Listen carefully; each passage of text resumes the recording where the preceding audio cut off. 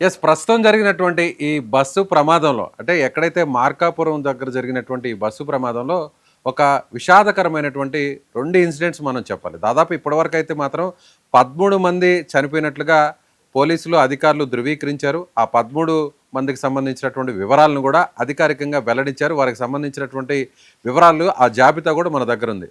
అదేవిధంగా మరికొంతమందికి ఇంకా కూడా ఆచూకీ తెలియనటువంటి పరిస్థితి. అంటే ఇంకా కూడా మృతదేహాలను గుర్తుపట్టలేనటువంటి పరిస్థితిలోనే పూర్తిగా మృతదేహాలు కాలిపోయి, అలాగే గాయపడి ప్రాణాలతో ఎవరైతే బయటపడ్డారో వారిలో కొంతమంది హాస్పిటల్లో ప్రస్తుతం ఎక్కడైతే మార్కాపురం గవర్నమెంట్ హాస్పిటల్లో చికిత్స పొందుతున్నారు. అందులో ఒక 2 ఇన్సిడెంట్స్ అయితే మాత్రం చాలా బాధాకరం కలిగిస్తున్నాయి.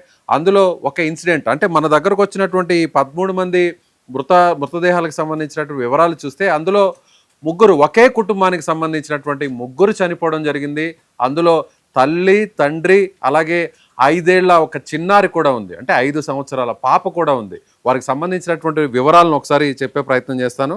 తలపల సురేంద్ర, ఇతను వచ్చేసి నల్లగండ్ల, నెల్లూరు జిల్లాకు సంబంధించినటువంటి నల్లగండ్ల ప్రాంతానికి సంబంధించినటువంటి వ్యక్తి.